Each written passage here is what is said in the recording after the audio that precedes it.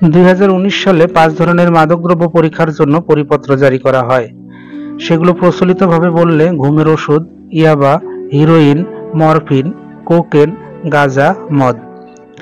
সাধারণত প্রস্রাবের পরীক্ষার মাধ্যমে ডোপ টেস্ট করা হয়, কিন্তু এছাড়াও আরো নানান রকমের পদ্ধতি আছে যার মাধ্যমে ডোপ টেস্ট করা হয় এবং শরীরে মাদকের উপস্থিতি আছে কিনা সেই বিষয়টি নিশ্চিত করা হয়।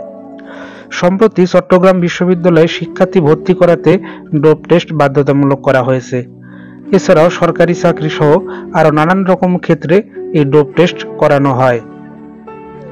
আজকে আমরা কিছু গুরুত্বপূর্ণ প্রশ্ন নিয়ে জানবো যেগুলো ডোপ টেস্ট নিয়ে আমরা সাধারণত করে থাকি, যেমন সিগারেটে ডোপ টেস্ট ধরা পড়ে কিনা, যারা নিয়মিত নানান রকমের প্রয়োজনে ওষুধ গ্রহণ করেন তাদের ক্ষেত্রে ডোপ টেস্ট ধরা পড়ে কিনা, কতদিন পর্যন্ত মাদক সেবন করলে বা কতদিন আগ পর্যন্ত মাদক সেবন করলে সেটি ডোপ টেস্টে ধরা পড়তে পারে, কোথায় কোথায় ডোপ টেস্ট করা যায়, তার খরচ কত, কোনো ব্যক্তি মাদকাসক্ত কিনা তা পরীক্ষা করা হয় ডোপ টেস্টের মাধ্যমে। নিয়মিত মাদক বা অ্যালকোহল গ্রহণ করলে শরীরে নেশাজাতীয় পদার্থের উপস্থিতি বিদ্যমান এবং এই উপস্থিতি পরীক্ষা করা হয় ডোপ টেস্ট পরীক্ষার মাধ্যমে।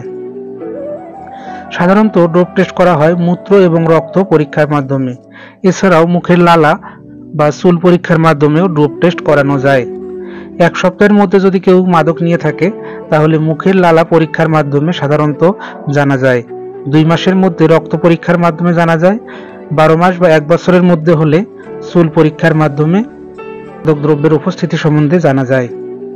এখন আমরা দেখব কাদের ক্ষেত্রে ডোপ টেস্ট করা বাধ্যতামূলক। সাধারণত গাড়ির চালকদের লাইসেন্স পেতে ও নবায়ন করতে ডোপ টেস্ট করা বাধ্যতামূলক।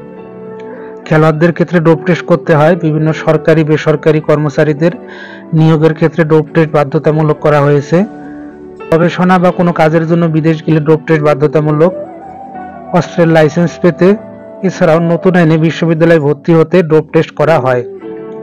আমাদের একটি সাধারণ প্রশ্ন, সিগারেটে ডোপ টেস্ট শনাক্ত হয় কিনা।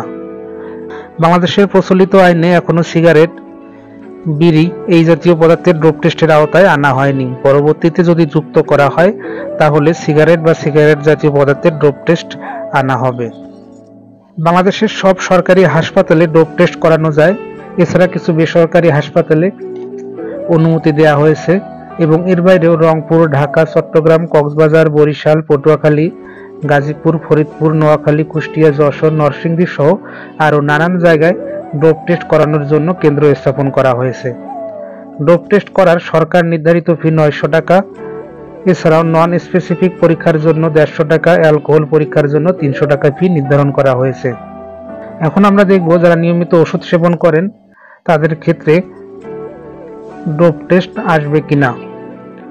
সাধারণত ওজন কমানোর ওষুধ, বিষণ্ণতা কমানোর ওষুধ, অ্যান্টিবায়োটিক গ্রহণ, কোল্ড অ্যালার্জি ও সর্দির ওষুধ, এইডস রোগের ওষুধ, মানসিক রোগের ওষুধ, কাশির ওষুধ, উচ্চ রক্তচাপের ওষুধ, ডায়াবেটিক্সের ওষুধ, ঘুমের ওষুধ এই জাতীয় আরো নানান রকম ঔষধ গ্রহণ করলে সেগুলো ডোপ টেস্টে পজিটিভ আসার সম্ভাবনা অনেক, এবং যদি কারো এমনটি হয়ে থাকে তাহলে প্রয়োজনীয় কাগজপত্র সহ আবেদন করতে হবে যাতে সেগুলো ডোপ টেস্টের পজিটিভ আওতাভুক্ত না করা হয়।